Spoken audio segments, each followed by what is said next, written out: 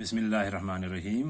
السلام علیکم ورحمۃ اللہ وبرکاتہ۔ پیارے بچوں، ہمارا جو ٹاپک ہے Nazism and the rise of Hitler, اس کی تیسری کڑی آج ہم پڑھنے جا رہے ہیں، جو یہ ہے وہ ہے state the rise of Hitler to power, کہ اقتدار میں ہٹلر کے عروج کو بیان کریں۔ جب یہ اقتدار میں آیا، جب اس نے گورنمنٹ بنائی، تو اس کے پاور کو، اس کے عروج کو بیان کرنا ہے۔ سب سے پہلے میں پڑھوں گا، اس کے بعد اگر زندگی نے ساتھ دیا تو میں اردو میں اس کو باضابطہ آپ کے سامنے پیش کروں گا۔ Once released from prison, Hitler decided to seize the power constitutionally rather than by force of arms. Using demographic oratory, Hitler spoke to sources of mass audiences, calling for the German people to resist the yoke of Jews and communists, and to create a new empire which would rule the world for 100,000 years. For 1,000 years, the Great Depression of the early 1930s resulted in the economic and political collapse of the Weimar Republic, Germany's post-World War First experiment in democracy. Adolf Hitler demonstrated his political skill in taking advantage of the opportunity provided by the Depression. He developed his Nazi party into a mass movement and used a combination of his popular support and behind-the-scenes intrigue of propel himself into power. Once he gained office, Hitler moved with ruthless determination to crush his opponents and establish his totalitarian dictatorship.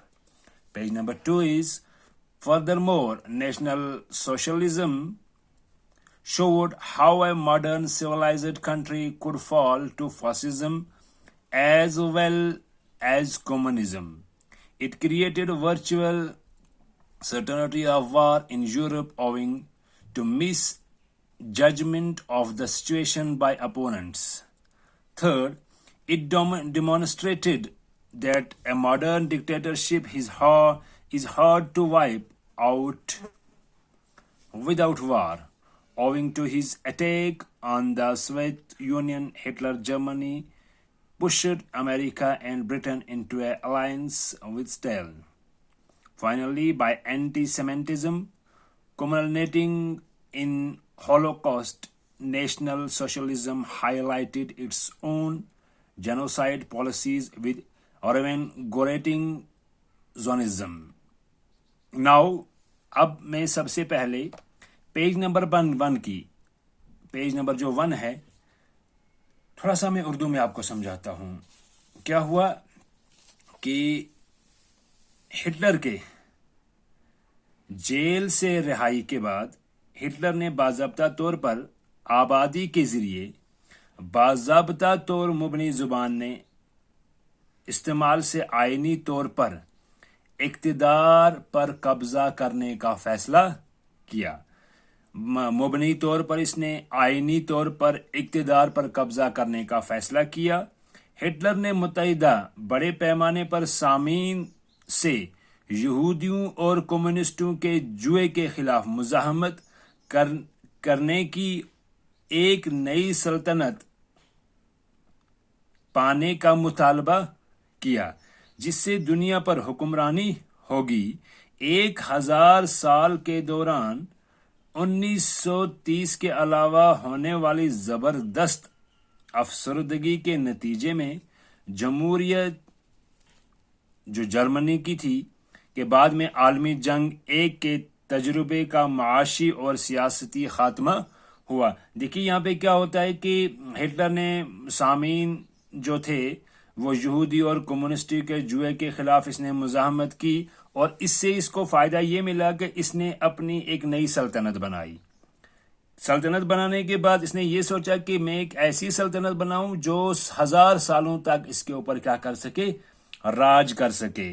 تو عالمی جو جنگ تھا، world war first جو تھا، اس کا جو تجربہ ہمیں یہ ہوا کہ اس سے معاشی اور سیاستی جو تھی نظام جو تھا اس کا خاتمہ ہوا تھا، اور جمہوریت میں کیا کیا ایڈولف ہٹلر نے افسردگی کے ذریعے مہیا کی گئے موقع سے فائدہ اٹھانے میں اپنی سیاسی مہارت کا مظاہرہ کیا.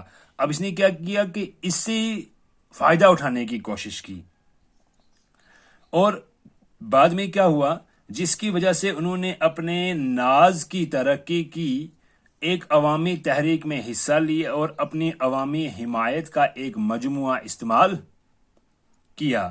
اور پردے کے پیچھے اب کیا ہے دیکھیے یہاں پہ، پردے کے پیچھے خود کو اقتدار میں آئین کی سازش کے پیچھے ہٹلر اپنے مخالفین کو کچلنے اور غلامیت، یا ایسے بھی بول سکتے ہیں ہم کہ ان کو غلام بنانے کی کوشش کی، اور خود کو کیا کیا کہ عمارت اپنی کھڑی کرنے کی کوشش کی، تاکہ میں یہاں پہ راج کر سکوں اور میں ایسا ایک آدمی بنوں، ایسی ایک حکومت بناؤں جو 1000 سالوں تک ان کے اوپر کیا کر سکے، حکومت کر سکے. تو یہ جو تھا یہ ہٹلر کے بارے میں تھا، زندگی نے ساتھ دیا. تو اس کے بعد کل ہم پھر اس کے بارے میں بات کریں گے.